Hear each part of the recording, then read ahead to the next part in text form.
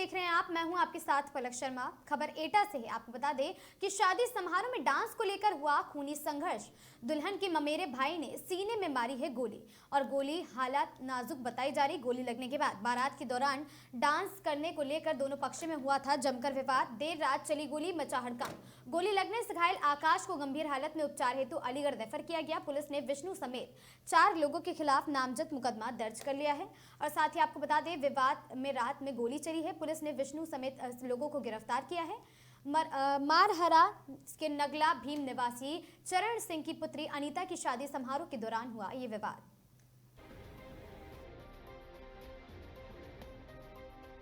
थाना मरारा क्षेत्र के ग्राम नगला भीम में दिनांक 6/5/2026 की रात्रि में एक शादी समारोह चल रहा था। इसमें एक डीजे बज रहा था। इसी डीजे में दो पक्षों के बीच विवाद हुआ था।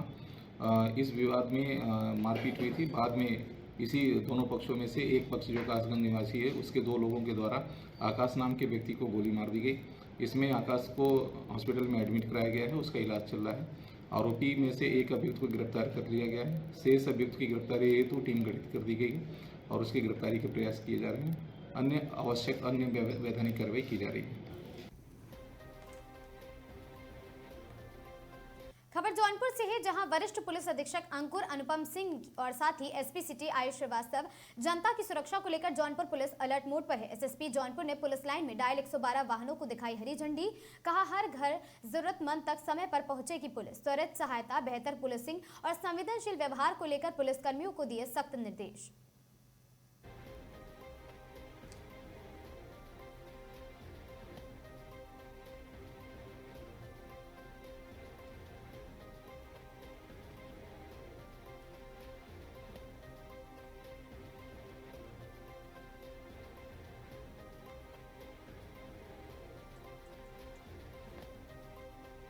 खबर सोनभद्र से है, जहां नशा तस्करों पर सोनभद्र पुलिस का बड़ा प्रहार और साथ ही पुलिस ने करीब 27 लाख की अवैध संपत्ति फ्रीज की है।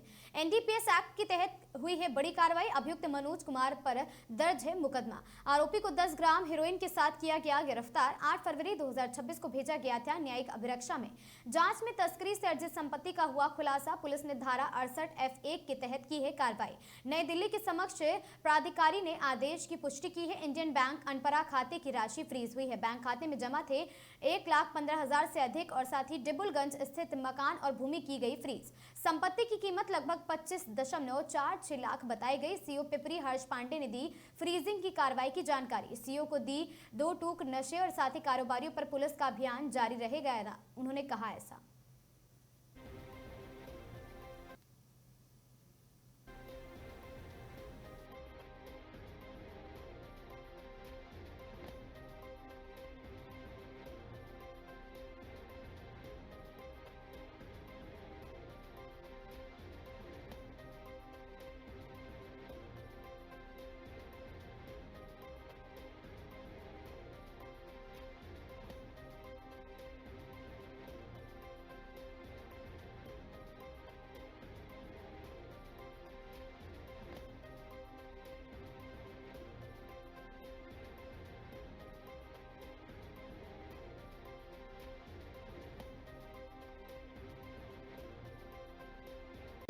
किस मामले को लेकर देखिए, श्रीमान पुलिस अधीक्षक महोदय के निर्देशन में अपराध एवं अपराधियों विरुद्ध चलाए जा रहे अभियान क्रम में आज दिनांक 7 मई को 68F एनडीपीएस के अंतर्गत ये कार्रवाई की गई है। इसमें थाना अनपरा पर मुकदमा अपराध संख्या 26/26 अंतर्गत सेक्शंस 8/21/29 एनडीपीएस एक्ट पंजीकृत किया गया था, जिसमें अभियुक्त मनोज कुमार सन ऑफ फूलचंद को गिरफ्तार कर 8 फरवरी को माननीय न्यायालय के समक्ष पेश किया गया था तथा 68F एनडीपीएस की कार्रवाई को प्रचलित किया गया था। दिनांकित 30 अप्रैल 2026 को सक्षम प्राधिकारी द्वारा इसमें लगभग 27 लाख की कुल प्रॉपर्टी को फ्रीजिंग का आदेश आया है, जिसमें इंडियन बैंक का बैंक अकाउंट तथा डिबुलगंज में प्लॉट नंबर 841 को फ्रीजिंग का आदेश आया है। इसी का आज हम यहाँ पे आए हैं सब, तथा इसमें नशे के कारोबारियों के खिलाफ सोनभद्र पुलिस का ये अभियान अनवरत चलता रहे।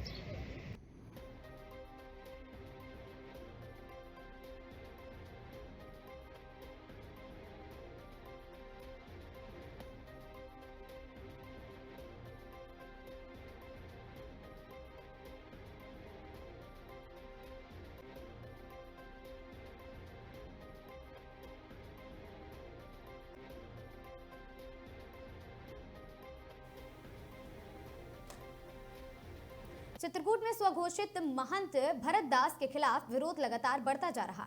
सोमवार को जिले के करीब आधा सैकड़ा ग्राम प्रधानों ने एकजुट होकर जिलाधिकारी और साथ ही पुलिस अधीक्षक को ज्ञापन सौंपते हुए महंत भरत दास की गिरफ्तारी की मांग की है। ग्राम प्रधान का आरोप है कि भरत दास द्वारा क्षेत्र में लगातार विवादित गतिविधियों को अंजाम दिया जा रहा है। प्रधानों ने प्रशासन से निष्पक्ष और कठोर कार्रवाई की मांग की है। इस दौरान बड़ी संख्या में जनप्रतिनिधि और ग्रामीण मौजूद रहे। प्रशासन ने ज्ञापन प्राप्त कर मामले की जांच उचित कार्रवाई का आश्वासन दिया है।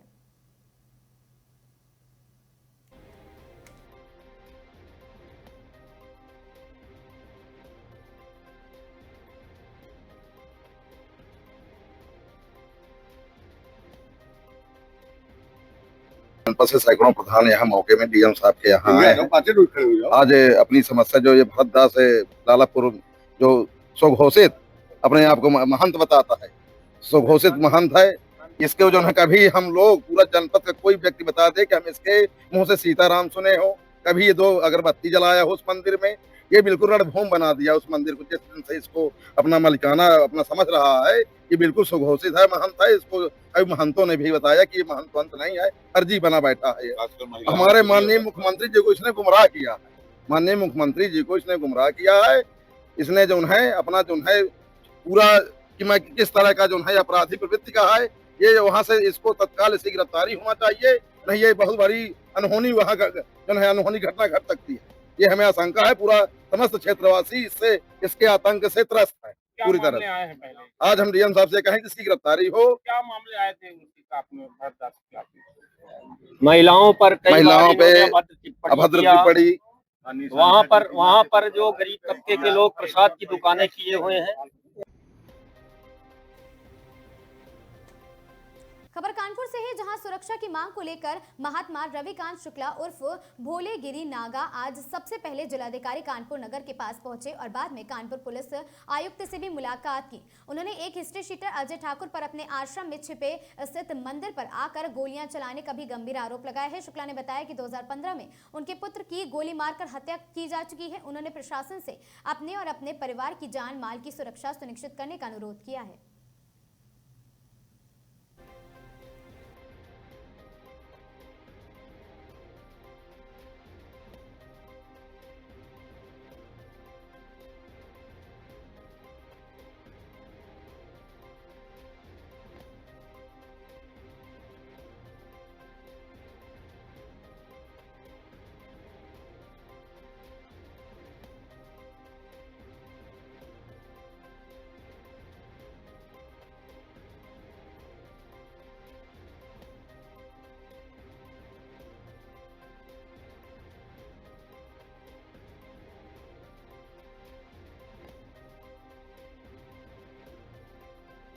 जी, महंत आशुतोष गिरी। और कुछ समय से ऐसा प्रकरण चल रहा है, एक अपराधी अजय ठाकुर नाम का, जो कि सजा आफताबी है और अनेकों उसके ऊपर मुकदमे भी लगे हुए हैं और अभी भी वो फरार है, अरेस्ट नहीं हुआ है और महाराज जी को अनेकों प्रकार से धमकी दे रहा है और उसके गुर्गे आकर के आश्रम में गलत तरीके से आकर के धमकियां एवं ईंटे पत्थर से जो है आज दिन इन्हें परेशान कर रहे हैं। और कैमरा जो है महाराज जी ने लगाया, उस पर विरोध कर रहे थे, जो कि प्रशासन द्वारा उसे दोबारा लगवाया गया। अभी नहीं लगा है। और मैं चाहता हूं कि अगर कल को कोई घटना होती है, अगर कैमरा नहीं लगता है, तो इसकी जिम्मेदारी जो होगी प्रशासन जो क्षेत्रीय रावतपुर उसने रोका है, द्वारा रोका गया है।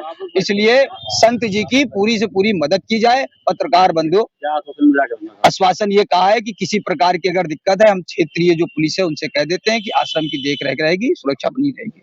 बाबू जी, आप यहाँ पर आए हैं कि क्या मामला? हमारा मामला ये है कि हम रविकांत शुक्ला उर्फ भोलेगिरी नागा बोल रहा है कि लोकीनाथ धाम 293 केशवपुरम में रहता है। हमारे यहाँ कुछ चिंगड़ पार्टी कुछ पीछे रहता है, कुछ दारू मुर्गा जुआ खेलता है, तो उसको हमने विपरीत किया तो उसने हमारे ऊपर ईंटा चलाया। इसके बाद में मैं थाने FIR करने गया तो उसने रास्ते में पुलिस के साथ में भी हमको छेड़ा। कौन लोग हैं, क्या नाम है उनका? उसका नाम है अजय ठाकुर और उसके गुर्गे हैं जो पीछे रहते हैं, जैसे सोनी है, एक राजेश सोनी, एक चौधरी रहता है पीछे, तो ये करके धारा नाम है उसका। वो भी आपके साथ मारपीट हो चुकी है? हाँ, कई बार 70 साल में हम बहुत कुछ झटका खा चुका है। अजय ठाकुर के ऊपर कितने मुकदमे हैं? 32 मुकदमे हैं उसके ऊपर। आपको क्या परेशानी आ रही है अब? हमको ये परेशानी आ रही कि हमारे ऊपर हमारे जो है गुंडे लगाता है, आसपास से जान से मारने की धमकी देता है, फायरिंग करता है, ये सब चीज है। आज यहाँ पर आए हैं, क्या मांग लेके आए हैं? वही मांग लेके आए जो आपको बता रहा है।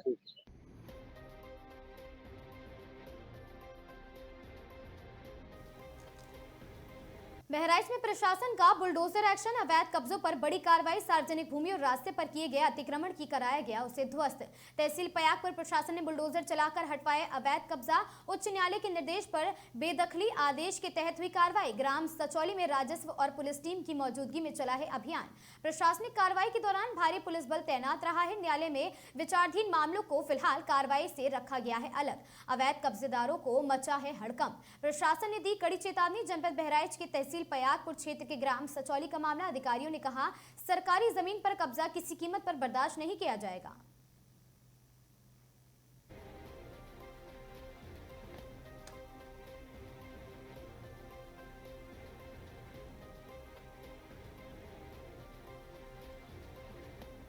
गाजियाबाद के रजापुर गांव में दर्ज छेड़खानी का मामला अब उलझता नजर आ रहा है। गांव के निवासी बबल चौधरी पर एक नाबालिग से छेड़छाड़ का आरोप लगने के बाद पुलिस ने मामला दर्ज किया, लेकिन इस बीच शिकायतकर्ता परिवार के अचानक गायब हो जाने से पूरे मामले में नया मोड़ ले लिया है। ग्रामीणों का दावा है कि आरोप लगाने वाला परिवार पहले भी इस तरह के मामले में कई लोगों को निशाना बना चुका है और उन पर ठगी के आरोप भी लगते रहे हैं। ऐसे में स्थानीय वहां लोग ये भी इस पूरे मामले की गहराई से जांच की मांग कर रहे हैं ताकि सच्चाई सामने आ सके।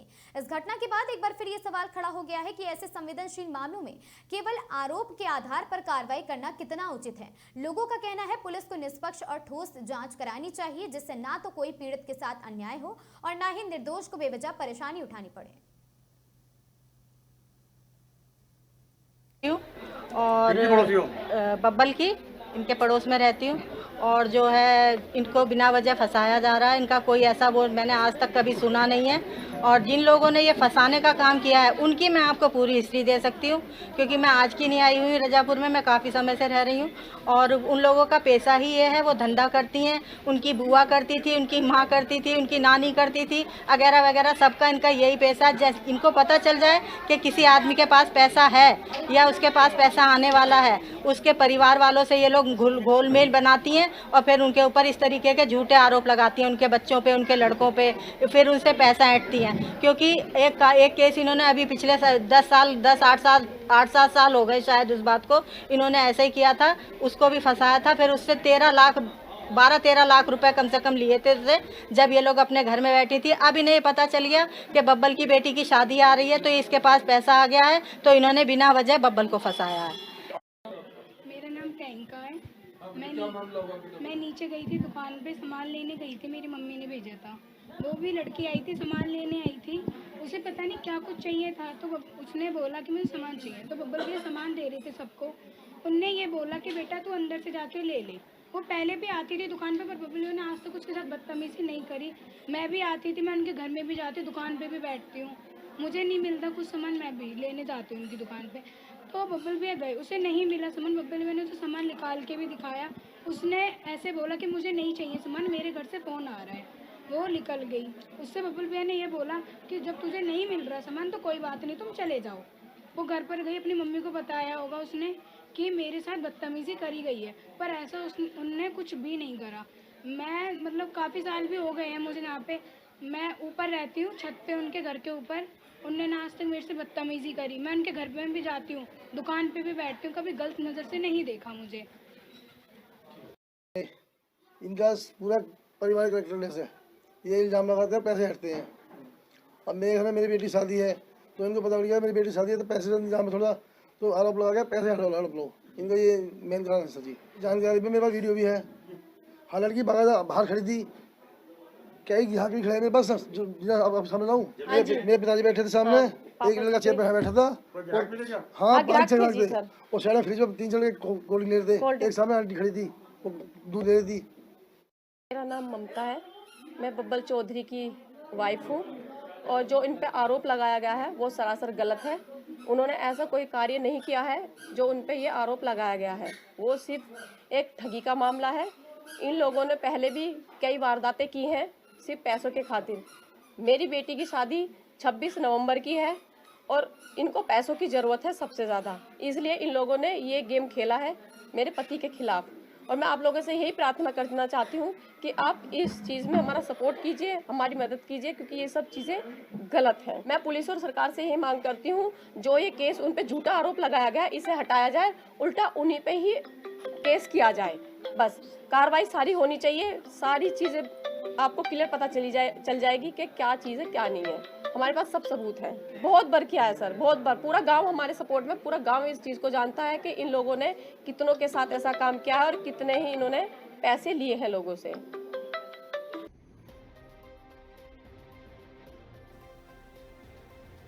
खबर चंदौली से है, जहां मुगलसराय गुरुवार देर रात पंडित दीनदयाल उपाध्याय नगर मुगलसराय के पड़ाव क्षेत्र में एक युवक पर जानलेवा हमला हुआ है।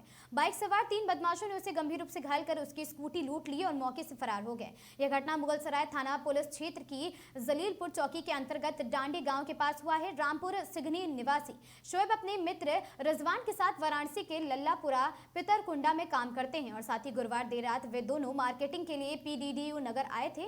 काम खत्म होने के बाद जब वे स्कूटी से लौट रहे थे, तभी डांडी गांव के पास पहले से घात लगाए करीब 3 बाइक सवार युवकों ने उनकी स्कूटी रुकवा ली और साथ ही युवकों ने शोएब के साथ मारपीट की, जिससे वह गंभीर रूप से घायल हो गया है। सूचना मिलते ही जलीलपुर चौकी पुलिस मौके पर पहुंचे और स्थानीय लोगों की मदद से घायल को पास के ही निजी अस्पताल में भर्ती कराया गया है। इस घटना के बाद इलाके में सुरक्षा को लेकर चिंता बनी हुई है। कहाँ के रहने वाले आप? रामपुर। हैं? रामपुर मुरादाबाद। रामपुर मुरादाबाद? नहीं, रामपुर से रहते हैं। रामपुर। अच्छा, रामपुर से। क्या करते हो आप यहाँ पे? मैं कोट बनाता हूँ। क्या चीज? Coat pant. कोट पैंट बनाते हो? कहाँ पे? लल्लापुरा। लल्लापुर। इधर कहाँ से आ रहे थे आप? मुगलसराय। मुगलसराय गए थे? कब गए थे? 4 बजे। 4 बजे। उधर से वापस आ रहे थे? कहाँ पे क्या हुआ था आपके साथ? मैं गाड़ी चला रहा था, मेरा भाई पीछे बैठा। हाँ। 3-4 लड़के आए। हाँ। और मुगलसराय मतलब हम जहाँ काम करते थे ना, बाबू नाम है उसका 3-4 बंदे ले गए, मुझ पर हमला कर दिया। अच्छा। क्योंकि मैंने अपनी मशीनें डाल दी, अपना कारखाना डाल दिया, इस वजह से जल गया, उसने मुझे मारा है। अच्छा, तो स्कूटी लेकर भी भागा है? स्कूटी भी मेरी रोक के पता ना कहाँ ले गया वो। अच्छा, कहाँ चोट लगा है आपको? सर में लगा, हाथ में लगी है, टांग में लगी है, चलेगी। अपना नाम बताइए। मेरा नाम कहाँ के रहने वाले आप? रामपुर। हैं? रामपुर मुरादाबाद। रामपुर मुरादाबाद? नहीं, रामपुर से रहते। उन्नाव से खबर है, जहां माध्यमिक शिक्षा विभाग में एक बड़ा घोटाला और सच सामने आया है। MRRS इंटर कॉलेज पुरवा के प्रधान लिपिक अमित कुमार मिश्रा व जिला विद्यालय निरीक्षक उन्नाव कार्यालय के वरिष्ठ बाबू सागर के गठजोड़ से शिक्षकों के एरियर और साथ ही बोनस भुगतान में बड़ा फर्जीवाड़ा अब सामने आया है। बाबुओं ने गठजोड़ ने 3 चतुर्थ श्रेणी स्टाफ के खाते में लगभग 35 लाख रुपए ट्रेजरी से बैंक अकाउंट में ट्रांसफर कराए हैं और रिश्वतदार का पैसा बताकर उसमें बैंक से नगद निकलवा कर हड़प लिए और साथ ही 31 मार्च को मामला तब पकड़ा गया जब इतिहास विषय के प्रोफेसर AK गुप्ता के खाते से बोनस के 1727 रुपए के साथ 5,01,227 भेजे गए। शिक्षक ने बैंक स्टेटमेंट निकलवाया तो पैसा उन्नाव ट्रेजरी से ट्रांसफर किया गया था और साथ ही शिक्षक ने कॉलेज के प्रधान लिपिक से संपर्क किया तो लालच देकर लाखों की रकम का बंदरबाट करने की दबी जुबान पर रखी गई। इस पर शिक्षक ने प्रिंसिपल और साथ ही DIOS को शिकायत कर पूरे मामले की जांच की मांग की है।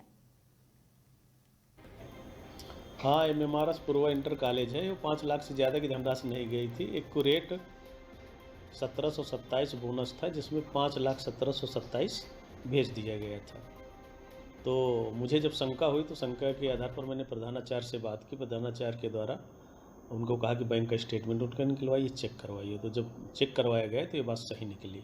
इसके आधार पर और भी मुझे शंकाएं हुई, तो शंका के आधार पर उसी स्कूल के अन्य 4th ग्रेड परिचारक श्रेणी के कर्मचारी और लिपिक और वरिष्ठ लिपिक कर्मचारियों के भी बैंक स्टेटमेंट मैंने मंगवाए हैं और एक अपने ऑफिस की लेखाधिकारी की अध्यक्षता में और एक क्लास 2 राजकीय इंटर कॉलेज इनायतपुर बर्रा के प्रिंसिपल और अरेकला के प्रिंसिपल श्री कमलेश कुमार जो राजपत्री थे, इनकी एक 3 सदस्यीय कमेटी मैंने प्राथमिक तौर पर गठित कर दी है कि इसके आधार पर भी आगे तय की जाएगी। और जो भी हमारे पटल सहायक वरिष्ठ लिपिक देखते थे इस वेतन के कार्य को उनके नोटिस भी जारी किया गया शोकाज, लेकिन उनका अभी तक कोई जवाब नहीं आया है।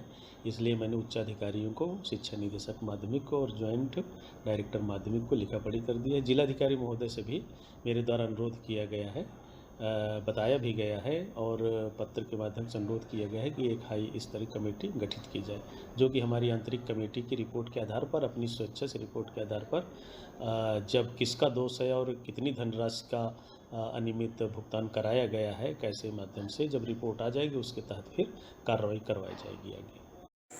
सर क्या नाम है आपका? अशोक कुमार गुप्ता नाम है मेरा। मैं इस कॉलेज में लेक्चरर हूँ। कौन सा विद्यालय है सर ये? विद्यालय का नाम है MRRS इंटर कॉलेज पूर्वा। सर क्या मामला हुआ था? 31 मार्च को हमारे खाते में 1,727 रुपये एरियर बोनस आना था और 5,01,727 आया। तो मैं थोड़ा शॉक्ड हुआ कि 5 लाख एक्स्ट्रा कैसे। किस समय आपके पास ये मैसेज गिरा? रात के करीब 8 साढ़े 8 के आसपास। फिर मैंने नेक्स्ट डे प्रिंसिपल साहब को बताया, फिर लिख के मैंने दिया कि साहब ये पैसा गलत है, इसको जो है वापस करने के लिए जो कार्रवाई आपके स्तर पे होनी है वो कर दीजिए आप। फिर यहीं से मामला खुला, फिर बाकी और भी लोग सामने आए कि मुझे खाते में कितना सर आपके अकाउंट में कितना टोटल आया पैसे? 5,01,727 रुपये आना था। 1,727। बैंक गए थे सर, स्टेटमेंट वगैरह कुछ निकलवाया? बैंक में गया, मैंने बैंक में पता किया तो पता चला मेरे ही नाम से पैसा मेरे खाते में डाला गया है। जी।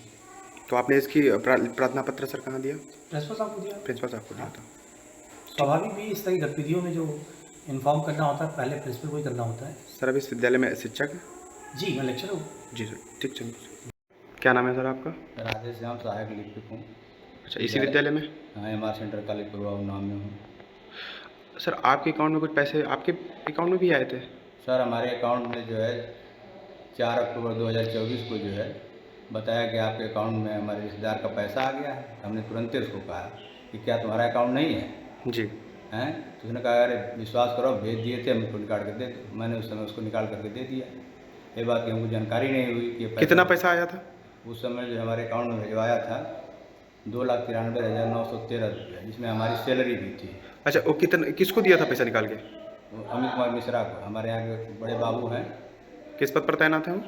ये वरिष्ठ लिपिक हैं। अच्छा, विद्यालय में वरिष्ठ लिपिक हैं। अभी हाल ही में आपके अकाउंट में पैसा आया? नहीं, हमारे यहाँ 2024 की बात है। अच्छा, 2024 में आप? 4 अक्टूबर 2024। तो आपने उनको निकाल के दे दिया था? हाँ, उसी समय हमने निकाला। भाई रिश्तेदार का बताया, हमको कहने की जरूरत नहीं है, निकाल के हमें सर दे दिया। कहाँ से आया था ये जानकारी? हमको पता ही नहीं लगा, हमको बताते तो हम जानकारी। तो प्रिंसिपल साहब ने आपको क्या पता चला था?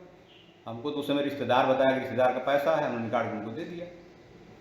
हम आज तक जानते रहे रिश्तेदार का पैसा, लेकिन साहब ने हमको जो बताया कि आप लोग स्टेटमेंट निकलवाइए। जब स्टेटमेंट निकलवाए तो उसमें निकला ये जो है ये तो ट्रेजरी का पैसा है। कितना पैसा था सर?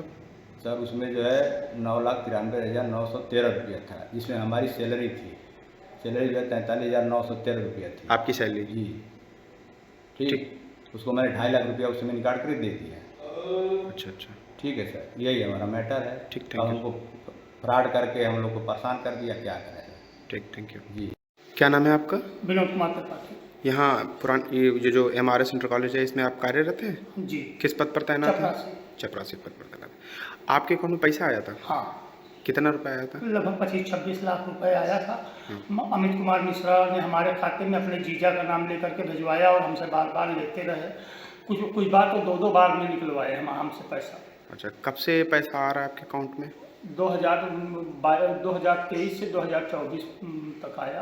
अच्छा। 2024। तो बराबर पैसा आप निकाल के देते रहे? उनको बराबर देते रहे। कुछ कभी ऑनलाइन वगैरह कुछ वापस किया? एक चेक से भी हमने उनको दिया है पैसा। अच्छा, कितना रुपया दिया था? लगभग हमारे ख्याल से 3 लाख रुपए का चेक था। 3 लाख रुपए का चेक था। स्टेटमेंट निकलवाया था अपना? हाँ, हमने दिया है। अच्छा, आपको ये जानकारी नहीं हुई कि कहाँ से पैसा? हमको जानकारी नहीं हो पाई थी। जानकारी हुई तो हम लोगों ने फिर आगे भागना शुरू किया, सभी को शिकायत पत्र दिया हमने। यहाँ कब किसको शिकायती पत्र दिया था आपने? DO साहब को दिया हूँ, DM साहब को दिया। कब दिया था ये शिकायती पत्र? ये हम दिए थे 16 तारीख को, 16 अप्रैल। ये जो पूरा पैसा है किसको देते थे? अमित मिश्रा। किस पद पर तैनात है? वो वरिष्ठ, हमारे यहाँ के वरिष्ठ बड़े बाबू हैं। बड़े बाबू हैं। हाँ। तो उनको पूरा पैसा दे देते थे? हाँ, उन्हीं को पूरा पैसा देते। तो बताते नहीं थे कि कहाँ से पैसा आ रहा है आपके अकाउंट? वो ये बताया कि हमारे जीजा का है। क्या आपके अकाउंट में डला रहे हैं? हमारे अकाउंट में। अच्छा। हाँ। तो यही बताते थे कि हमारे जीजा का है और हमसे बराबर ले लिया करते थे हम लोगों से। कितना कितना रुपया अमाउंट कितना कितना आता था आपके अकाउंट में? अरे 2 लाख 2.5 लाख 3 लाख ऐसे आए हैं। तो आपको जानकारी नहीं हुई कि सरकारी पैसा? नहीं, हमको सरकारी पैसे की जानकारी होती तो ऐसा क्यों वो करते भाई। ठीक, हम थोड़ा। खबर सोनभद्र से है, जहां रोडवेज बस की चपेट में आने से बाइक सवार घायल हो गया। हादसे के बाद बस खड़ी कर चालक मौके से फरार हो गया। सूचना पर पहुंची पुलिस ने घायल को भेजा निजी अस्पताल। घायल युवक की पहचान राजलाल के रूप में हुई है। अनपरा थाना क्षेत्र के कहुआ नाला समीप हुआ है हादसा।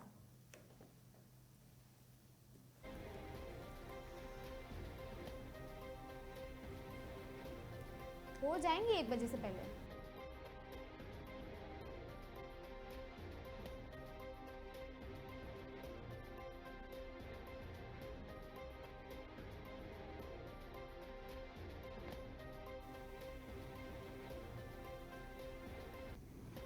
खबर रामनगर से है, जहां रामनगर के ग्रामीण इलाकों की बदहाल सड़कें अब लोगों के लिए मुसीबत का सबब बन चुकी हैं। जगह जगह गड्ढों में तब्दील सड़कें हादसे को न्योता दे रही हैं। स्थानीय ग्रामीणों और साथ ही समाज सेवियों और साथ ही पर्यटन कारोबारियों ने पीडब्ल्यूडी विभाग और सरकार पर लापरवाही के गंभीर आरोप लगाए हैं। लोगों का कहना है कि सड़क निर्माण की फाइलें महीनों से अधिकारियों के दफ्तरों में धूल खा रही हैं, लेकिन जमीनी स्तर पर कोई काम नहीं हो रहा। आपको बता दें, रामनगर के छोई, क्यारी और साथ ही पाटकोट, तेलीपुरा और साथ ही जस्सा जांगा समेत कई ग्रामीण मार्गों की हालत बेहद खराब हो चुकी है। सड़कें पूरी तरह उखड़ चुकी हैं और बड़े बड़े गड्ढों में तब्दील हो गई हैं। और साथ ही समाज सेवी राहुल सिंह दलमवाल अपनी टीम के साथ पीडब्ल्यूडी कार्यालय पहुंचे हैं और अधिकारियों को ज्ञापन सौंपते हुए विभागीय कार्रवाई पर सवाल खड़े किए। उनका कहना है कि सड़क निर्माण और मरम्मत के प्रस्ताव रामनगर से लेकर हल्द्वानी और देहरादून तक भेजे जा चुके हैं, लेकिन कई फाइलों में 6 महीने से लेकर 1.5 साल तक अधिकारियों की टेबलों में दबी पड़ी हैं। लोगों का आरोप है कि विभाग सिर्फ कागजी कार्रवाई में व्यस्त है, जबकि जमीनी हकीकत बदहाल सड़कों के रूप में सामने आ रही है।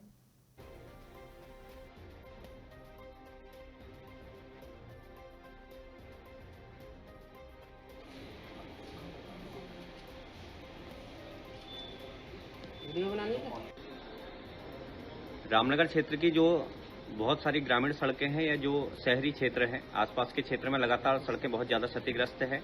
इसलिए आज हम पीडब्ल्यूडी कार्यालय में पहुंचे थे और हमने यहां पर एक ज्ञापन दिया है और रिक्वेस्ट की है विभाग से कि जो भी सड़कें हैं, चाहे वो ग्रामीण क्षेत्रों की सड़कें हैं, पाटकोट की सड़क है, क्यारी की सड़क है और हमारे छोई गाँव की सड़क है और रामनगर के जो ढेला, कानिया, प्रमोद्वारा के आसपास की जो ग्रामीण सड़कें हैं और जो अन्य सड़कें हैं, उनको जल्दी तत्काल ठीक किया जाए, क्योंकि अभी कुछ समय के बाद बरसात शुरू हो जाएगी और अभी जो सड़कों की स्थिति है वो बहुत ज़्यादा खराब है। लगातार हादसे लगातार बढ़ते जा रहे हैं।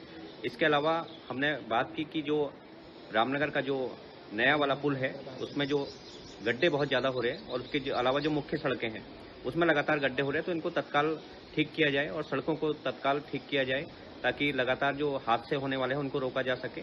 और जो सड़कें हैं उनको जल्द से जल्द ठीक करने के लिए हमने अभी विभाग से वार्ता की। हमारे समस्त मित्र यहाँ पहुंचे थे, हम लोग आए हुए हैं और निवेदन यही है कि जल्दी से जल्दी इन सड़कों को ठीक। इन खबरों में आज के लिए बस इतना ही। ऐसी खबरों से लगातार जुड़े रहने के लिए बने रहें हमारे साथ और देखते रहें आगाज टाइम्स।